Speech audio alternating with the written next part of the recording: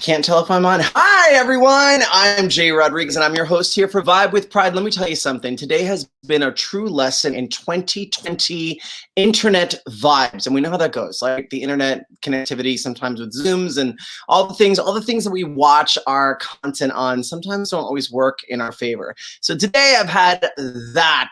Normally I like to be in a room and get to know the person I'm interviewing on a personal level before. Today, apparently we're doing it Oprah style, where I have not gotten a good chance to get to know our artist except for stalking him on social media.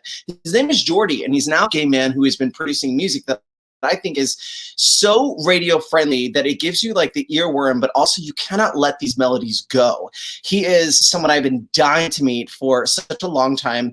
Today, he's here with us here on Vibe with Pride, my partnership with San Diego Pride. We're here monthly where I'm interviewing different LGBTQ plus artists and getting to know the person behind the music. So without any further ado, and hopefully no internet problems, please welcome to the show, JORDY. Hi, JORDY. Hello, it's working. You're there. Oh my God, it's a Christmas miracle. I don't know what to say. Hi. I cannot relate anymore to like the technical problems. I mean, like the work from home thing, it can get messy. It can get messy. I want to just start by saying I don't normally say this at it because I've interviewed mostly friends of mine that I have personal relationships with, and so you're like the first person that I'm interviewing that I haven't really spent much time with. I am a proper fan. Like I'm a proper from the outside in fan. I genuinely enjoy you, and I wish that like I'm 41, right? And so like for me, I grew up and had no connection to any gay artists that were like you. I had like Justin Timberlake, and in some instances, people were like, your music is like, I'm like a gay Justin Timberlake in the early 2000s. And I love this generation gets to get to know you and the person. So how did you, tell us about, let's just start with your coming out story. Coming out story. Oh my gosh. I mean, well, first of all, I really appreciate it because I'm a fan too, and it means the world that you know, like the music and are digging the project. We'll get to the music in a minute, but I'm like properly yeah. obsessed. No, so coming out story, kind of a crazy story. I mean, it's a long one, but like long story short, I was 15 and I wasn't out to anybody, but I was like super lonely, super depressed. Like we all go through it. But I started talking to this guy online that I met like in a chat room, like classic. Everyone does. And I left my Facebook, logged on my mom's computer, and he like messaged me something, and she was like, hey, like who's messaging you? And I came up with some like stupid excuse. And then like right as she was like, who is this messaging you? I was 15. I had a driving lesson. My driving teacher like pulls up into my driveway, and I'm like, okay, gotta go. So I go to my driving lesson. The whole time I'm like behind the wheel. I'm like, my life is completely changed. Like basically just like, screw me. Like what the hell? Like what's gonna happen when I get back home?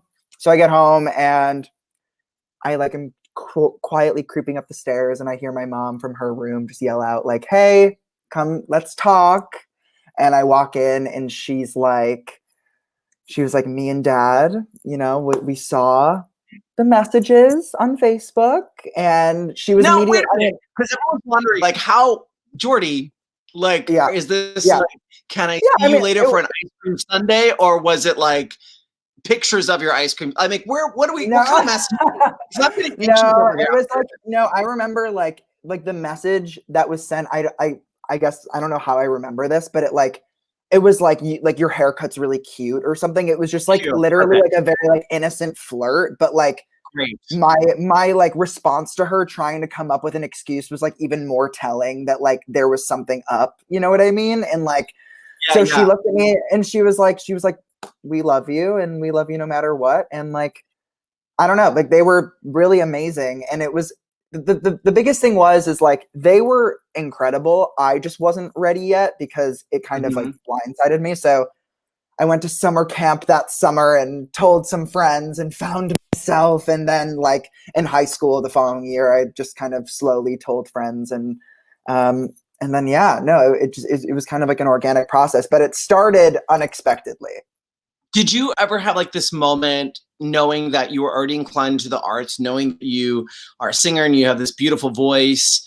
I'll use a word even that I hate that people use, but you have a gift, you do. But did you ever think maybe it's best that I don't say, or just don't ask, don't tell? Like, where were you at when you approached music? Were you automatically like, I'm gonna be out, or were you like, maybe I should just kind of keep it beige? I get this question all the time, and like I will say like especially over like the past 6 to 7 months, like there's just been a lot of like reflection and like there is like so much privilege in my story. And so there's so many times where I'm telling my story and I almost feel like unworthy of the struggle that I have faced as a queer person because I'm a white dude and like there's so much privilege there already. And it's like, it's difficult for me to like open up and be vulnerable about like those times where like, like somebody yelled faggot at me or like whatever it was. Like I like those were traumatic experiences for me. But when I got to the point where like I came out and like I had such amazing support from my family, which is like also rare, and Yeah. incredible support from my teachers, like I honestly like it wasn't even something I thought about. Like when I put out my first single, like it was right after I got out of like a serious relationship and I was so comfortable with myself. There was just no question. Like if I was going to use a pronoun in a song about a love interest, it would be like a male pronoun because I'm like attracted to men and I wasn't afraid of sharing I that. And love like, it. you I know, love it because I used to, so a funny little throwback story, but I remember I was doing Rent and Joey Fatone from NSYNC did the show for 6 months with us. And I had this like nightclub act where it was me, three background singers, a 4-piece band, like electric drums and keyboards. So we sounded just like the radio as a cover band, basically at a gay club that normally only had drag queens or big recording artists perform. And they gave me a shot and I ended up getting this good following. And the first time I changed a pronoun was we did in Syncs, would you be my girlfriend? We did boyfriend. And then Joy mm, Fatone came up on stage and shocked the audience and sang it with us. And it was so affirming, but I thought, God, that's it's a shame beautiful. that we have to alter this privately in a safe space and that it isn't lyrically hitting the airways. But let's talk about Friend Zone because that could be my personal anthem. And I felt so seen by the lyrics in that song because I've been friend zoned before. And it's like, I feel like they friend zone me before they even know how to spell my last name kind of vibe. And Ooh, can you share a I time love that. that you were friend zoned? Because I find it hard to believe. I think you're a very attractive, talented guy. So tell us about the friend zone experience from your vantage. The LA dating scene is really hard and it sucks. And like, I was raised in the Midwest. I went to school in the East Coast. Like, I really like LA now and I've definitely like found my crew, but like it's like a big city and it's like hard finding your match. And so, Yeah. when I first got to LA, there was like, I had just gotten out of a relationship. I was like figuring myself out. I was like going on dates. And like honestly, like I wrote Just Friends right after like these two guys like consecutively like sent me a text that was very much along the lines of like, I like have so much stuff to figure out. Like I think it'd be better if we were just friends and whatever. And I just immediately texted my roommate. I was like, hey, I'm on my way home. We're about to write a song called Just Friends. And, 3 years later, it's been streamed a lot, and I'm super grateful, and it seems to resonate with a lot of people. It's an incredible song, but we've all been friend zoned, and I think some of us more than others. And I was talking to someone the other day, and I wanted to screen grab the conversation because sometimes it is that just people latch on to an idea of you, and you're really solid, you're really together, friend. And I was like, wait, what? I thought that's what you'd want in a partner. No, I know people get really scared and intimidated, and I'm like such a hard on sleeve kind of person, and I think that I feel like that honestly like freaks people out because I'm a Pisces. I'm very emotional. I like very sensitive. I would take off my sweater, but that people would yell at me here at San Diego. But I have a big koi fish on my shoulder, and people think I'm a Pisces. I'm not. But what are the attributes of a Pisces? I think Pisces tend to like be super sensitive. They tend to like be very like idealistic and like have big dreams, and like, you know, that's very much me. And as a songwriter too, I'm just like always, I just think like the best songs are like the most honest and vulnerable songs, whether it's like upbeat or slow, whatever it is. So, you know, my friends make fun of me because they think that LA has changed me because of all like the zodiac stuff. But I think it's like, I just think it's fun. And I guess I do identify with it. I'm a sensitive I love boy. it. I love that. I'm a Cancer. We're apparently sensitive and creative as well, so I get that.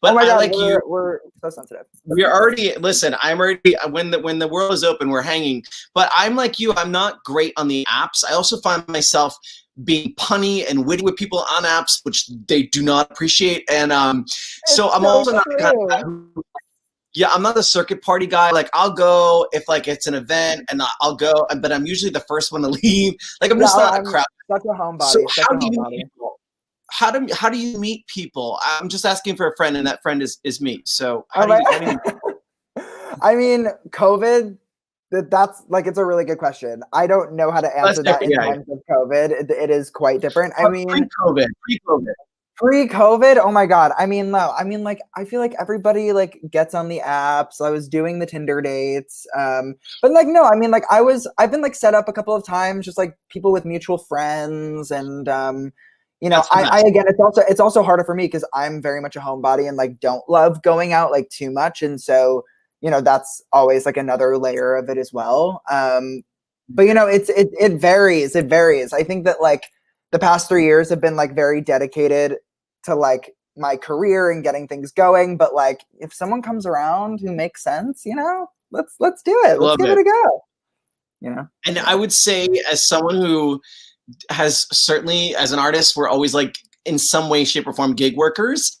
Yeah. And we always are like ready. I would also say to allow space within the hustle.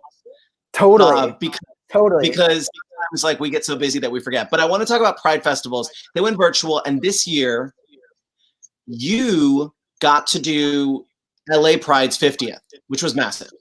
Yes, that was on ABC. That was like so fun and huge. Like Raven Simone said my name, and I like literally cried. Like that was huge. That was huge. That's So Raven is like my childhood. That was a huge moment. I have a funny picture. I brought like Wayne Brady to Mickey's. Are you getting an echo? I'm so sorry if you're getting an echo. I'll run. Oh, you're good. You're good. I got it. Okay. You're good. Okay, good. Just if the tech crew who are behind the scenes think there's an echo, let me know. I'll run grab some headphones. But you know, with everything going virtual and stuff, and people like Raven who have been a long part of the community on the DL.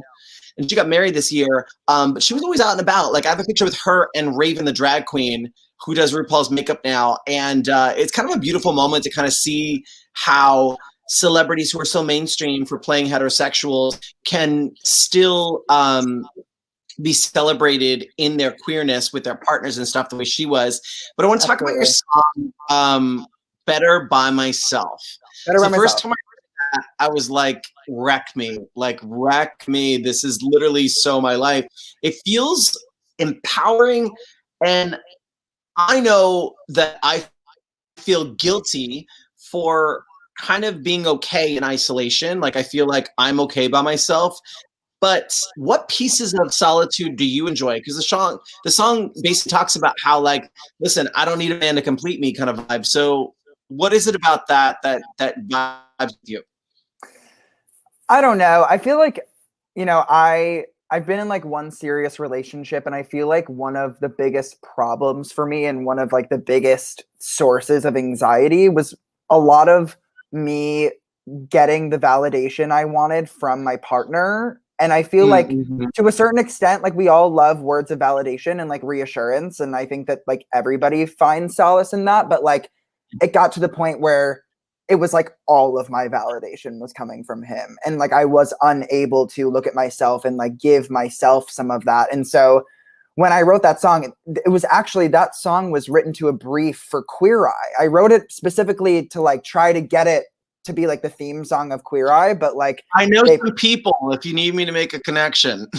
I mean, no, I mean, it was everything. It was even like I was so excited to be able to like put that out like for my project, and like, I wouldn't have written the song if I didn't get the brief, and it's one of my favorite songs that I've ever done. And it's so funny because me and my co-writers, when we did that song, like we weren't necessarily like feeling like completely like jived that day, and we like left the session just like smiling so hard, feeling so confident. Like I just think it was like the little reminder that we all needed, that like, the most important person that you can love is yourself. And it just is super, super important. So I wanted to spread that message. See it so often, but it isn't until you don't do it in a situation that you look back and you're like, yeah, I definitely didn't take care of myself in that situation. Like it's always in hindsight that I see it, because I can say it a million times to people, but I don't know necessarily that I'm always like vibing with it myself, because I feel like it's easier said than done. It is easier said than done. It is like, it is a journey. And like that's not to say that like you can't be like sad sometimes or like all the time. Like I struggle a lot with anxiety and depression, and like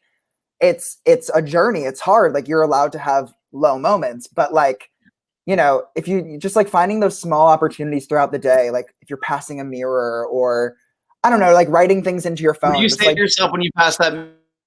you're So I'm damn walking cute. by. You are cute. Damn, you are cute. Got it. Okay, I'll say it. So you've Cute. had millions of, let's go back to the music for a minute, because I'm getting distracted because you're adorable, but you've had millions. Do you process that you've had millions of streams of your music, which is so intimate and personal, and I can listen to you all day, and some days I do. Well, who inspires you? Like where did you seek inspiration, or what artists out there kind of had some kind of impact on you? Not that they reflect in your music, but what inspires you musically?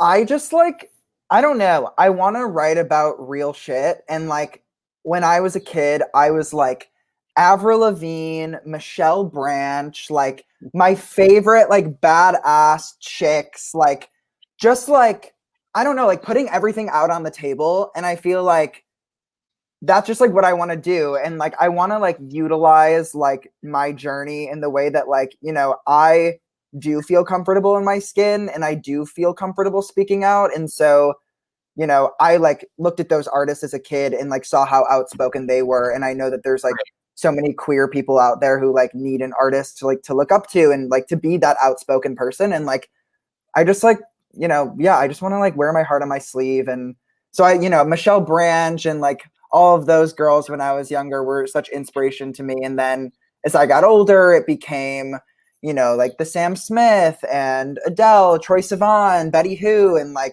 all Yes, these, Troye like, Sivan. Oh, that Bloom song. I didn't even know what it was about. I just loved it. And someone's like, you know what that's about, right? And I was like, I don't, but now I like it even more. Totally. Yeah, Yeah. no, just like lots of inspiration out there for sure.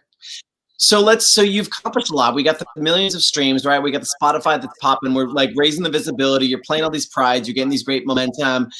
You've accomplished a lot more than a lot of people who've been in the game a long time. So what is kind of left? What are you setting your sights on in terms of like things you really would like to also do that maybe people wouldn't know that that's where you're heading? I think like, with the artist stuff, just keep on trucking and moving forward and grinding and like releasing music. But I think another big goal is like getting some cuts with other artists as well. I'm in like writing sessions every single day, and a lot of the time it's for me, but a lot of the time it's for other artists. And so I would love to, get some cuts with other people like within the new year. I think that would be like a really cool and fun moment for me as a writer to throwing my hat into the ring to be cut by you. I'd like to be, I don't know if that's what the kids say, but I'd like it. I don't know how love to. it. Okay, perfect. Um, you know, Incredible. so with social media, you know, it's one of those things where it's like almost like people's projected self, right? Because they're writing their own bio, they're editing their pictures, and so it's what how people want the world to see them. It's what they put out there, and it's often like, you know, it's the opposite of like how we really are in our sweats, or you know. So how do you navigate what to share, what's too much to share? Because lyrically, you're so open. Yeah. Is there a line for you of like things that you're like, yeah, I'm not going to talk about this, or like a part of your Instagram or your Snap or your TikTok, whatever your socials that you're like, and that piece is for me, and I'm never going to go there, or like, is there not a line? Totally. No, I mean, I think the balance is really important. Like there are some days where like I just like don't want to look at Instagram. My manager gets really annoyed at me, but like I just like sometimes I need to step away because it's like really overwhelming as an artist. Like the TikTok, the Instagram, the Twitter, the Snapchat, it's just like a lot. And so take the step back is my advice to everyone always. That's super important. But like when it comes to like the limits on what I will and won't share, like I'm pretty much an open book. I There's some music that hasn't been released yet that I'm excited to put out because I think it like opens even more doors of like vulnerability and, you know, just like talking about like real stuff that, you know, wasn't really relevant in my life a couple years ago that now is, that like might be I seen as love like that. more explicit, but like, you I know, like like that. like I hookup love that culture and kind of like like, all that stuff. yeah, the layers, because I think one of the trickiest pieces when you fall in love with an artist and you expect them to stay in that lane, and it's like, but we all grow and evolve, and like the journey of like what we experience and sharing that in real time is part of what makes the artist's storytelling so organic, because it's real, it's happening as it goes along. And so I guess to that, like when someone listens to a Jordy song, like what are you hoping their takeaway is? Oh my God. I want them to feel just like I want them to feel like I'm a hugger. So like if you're listening to my songs, like I hope it feels like a warm hug, whether it's like, you know, an upbeat Better by Myself bop or like a sad ballad. Like I want to like be the person to like take the job of like saying it. Like I want you to relax. You don't need to say anything. I'll do that. And just like, you know, let the music like take you on a little journey, you know? I want to make people feel like safe and heard and seen. So I'm gonna just go ahead and ask a vulnerable question. Yeah. You've written about love, you've been friend zoned by your own mission, experienced heartbreak. So I'm sure your fans would like to know: are you in love now? No. I'm I'm like very much not in love. If only. No, it's been hard. There have been like some COVID romances for sure, but like nothing as of Romance now. is plural. Geez, like oh my God, I you'll mean, help me out. it's been like 7 months. Like I remember, like at the beginning, Yes. there was like one guy who like we had like gone on one date and then COVID happened, and then we were trying to like continue FaceTime date. It just like didn't really work, Yeah. and then like more recently, like something like kind of happened, but it just didn't make sense, and like COVID makes it so complicated, and I'm home with my family, and so Right. unfortunately, no. But yeah, would love for that to happen. Would love that. I call I'm those, I ready. call the under 6 monthers relationship lits, because they're not like a room, they're like relationship lit. And I I love totally that. I have love those, not that. this year sadly, but I love so you that. know, I guess you know, for those who are watching, and you know, I think one of the things that I want to say this politely, but I always say that I have a friend who he is such a crooner, and when I go to his shows, I always tell him, I was like, oh my God, I'm in the audience, and it's like you sing, and it's like a panty dropper. For instance, I feel like it's a jockstrap dropper. So my question is, and now your management's like, that wasn't in the approved questions. I guess what would a guy have to say or do to get Jordy's attention? Oh my God. Just like, I don't know, like be nice to me. Like just like I don't like just like make me laugh. Like I don't know. Like initiate the conversation. Like that's hot, you know? Like come on Mhm. over, like ask some questions, like That's a introduce big one. yourself. People, yeah, I'm always the initiator, so I'm taken far back when someone initiates. I'm like, oh my god, it's so because No, I back in get the day it. before cell phones, people used to have to be like, hey, what's up? I saw you from over there. You really, and then initiate a charming conversation to possibly woo you. But now people feel so empowered that they can just like, well, I'll just DM him later. And I'm like, but you just literally missed an opportunity to I create a know. memorable moment. Yeah, no, that's so real. Like people, it's so much easier to send a DM than it is to walk up to someone. So walk up to me, make me Got it. laugh, and just like, I don't know, like tell me a secret, like open up to me. I don't know. He walks up and you're like, ooh, not the secret I wanted to hear. Yeah, like Hey, so by the way, if the dog walks in the frame, that's my dog Rico. He's yeah. Hi, I thank love you. it. I Great. love it. I love it. Um, Rico. hey, so let's talk about the pandemic and music. A lot of us artists are performing from home and doing virtual stuff.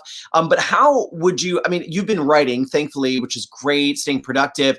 But has the experience impacted the lyrics? Meaning, has this moment of like social isolation and all the anxieties we're all experiencing made its way to the lyrics, or do you feel like I guess I'm just wondering is like, has this moment found its way into the music?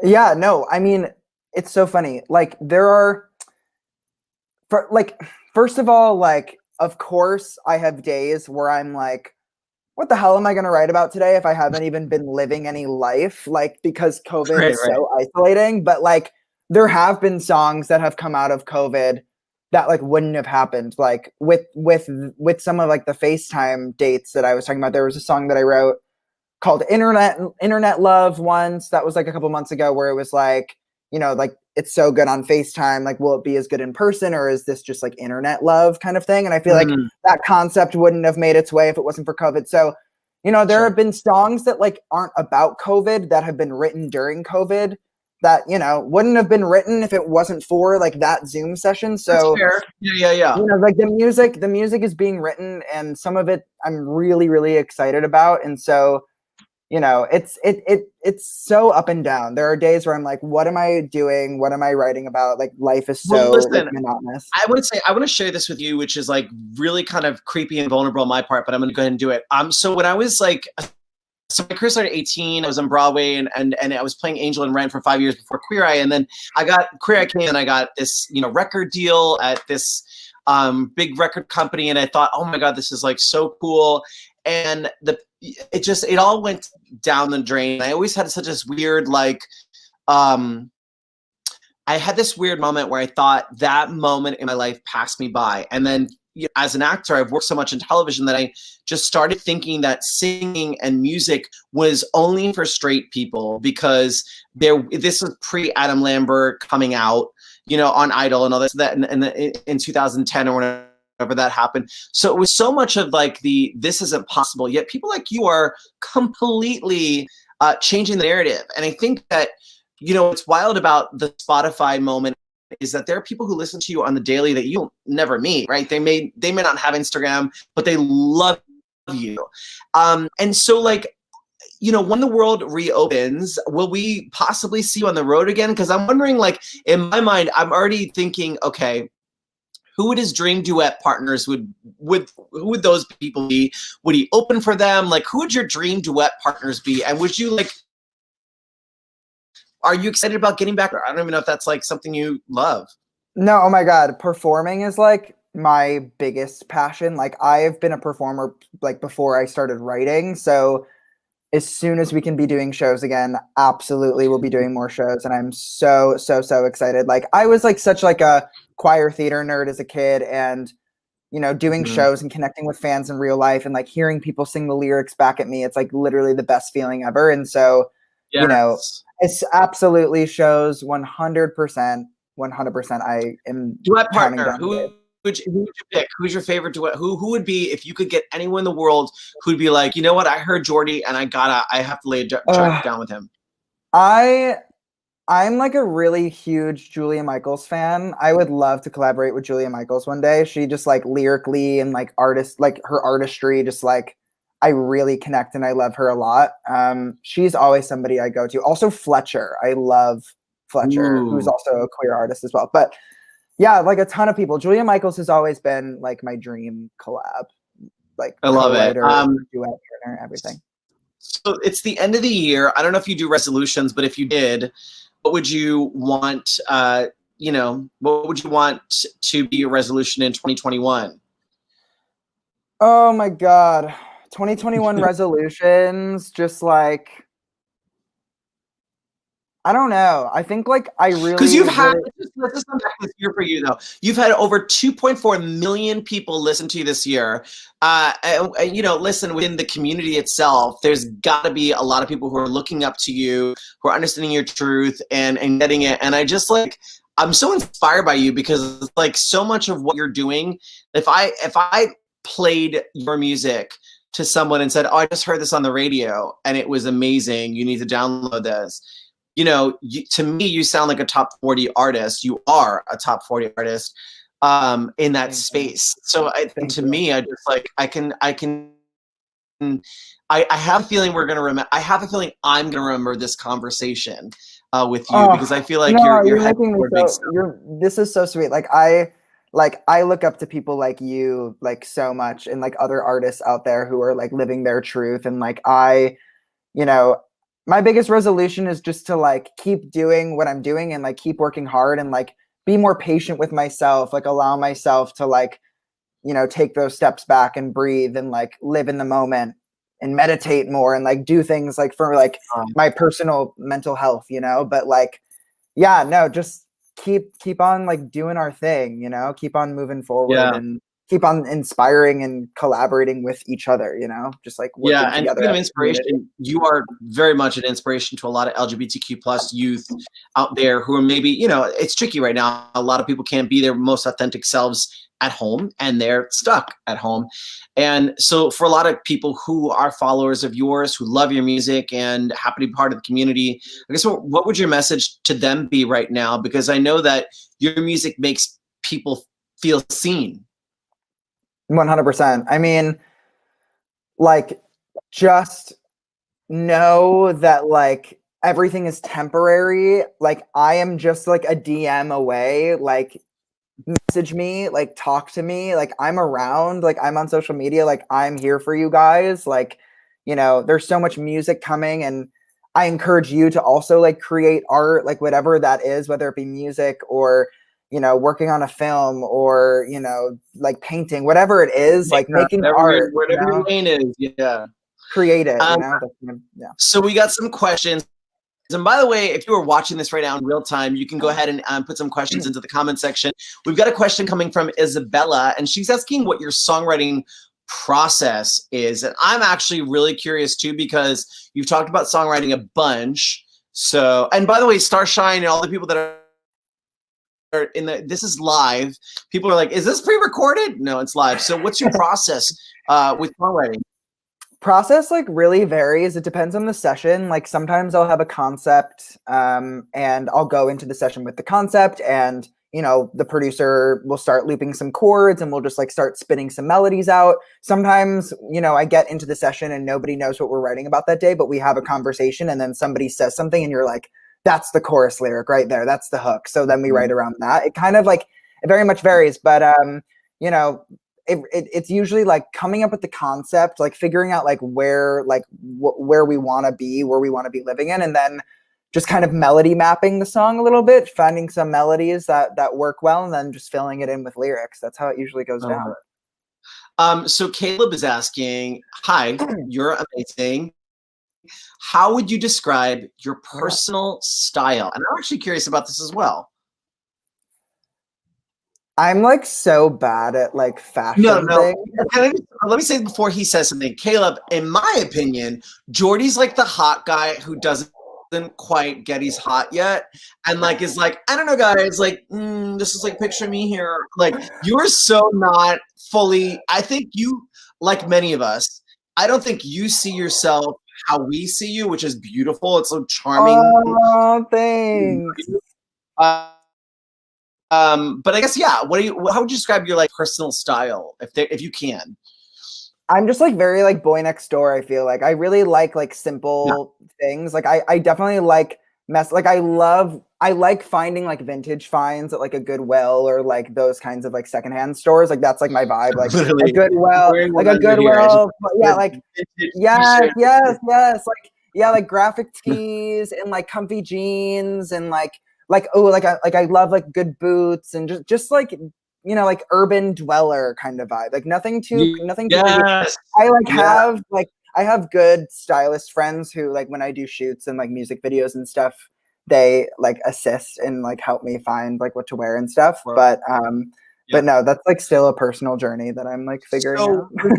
I love it, Jordy. Without giving away where you live, I don't want to be up in your business, but Jake is asking, what's your favorite local spot where you live? So you don't have to say where it's at, but like, what's when the world was open?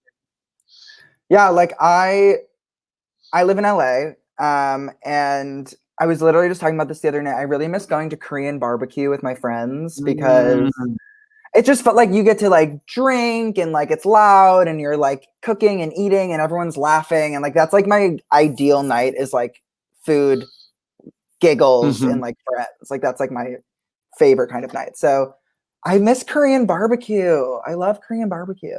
I love Korean barbecue. Have you ever been at someone's house? Because Robert Santiago is asking a question. He asks, how did it feel to hear your song on the radio for the first time? So when someone had Spotify on and you popped up and you heard it, like what was that like? Well, actually, the song that I put out a couple weeks ago is spinning now on Radio Disney, and so and that's the first time I've been on national radio. So when I've been home with my family, and when the song came out, I was home, and so me and my mom and my brother and my sister are like, and like my dad, like all huddled up in the car and like listened to it live on the radio, and there was like a dope intro, and they were like, Jordy, like new up and coming artist, like his new single tomorrow, like blah, blah, and like it was.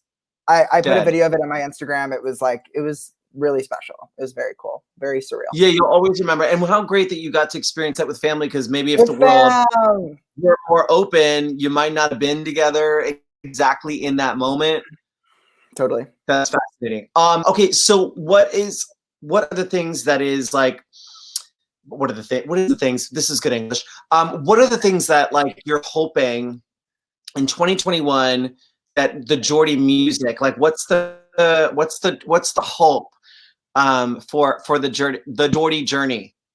The Jordy journey. I'm definitely working on another EP, so I'm excited to like put out like another like body of work. That'll be really exciting, and I'm hoping that like we're all very excited for you to put out a body.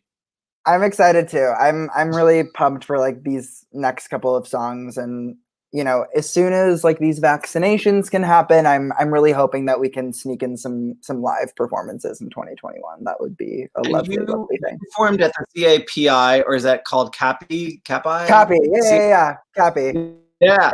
And you sang the Owl song, and Taylor's asking, do you have any pre-show rituals that you do before going on stage? I'd be curious about that too.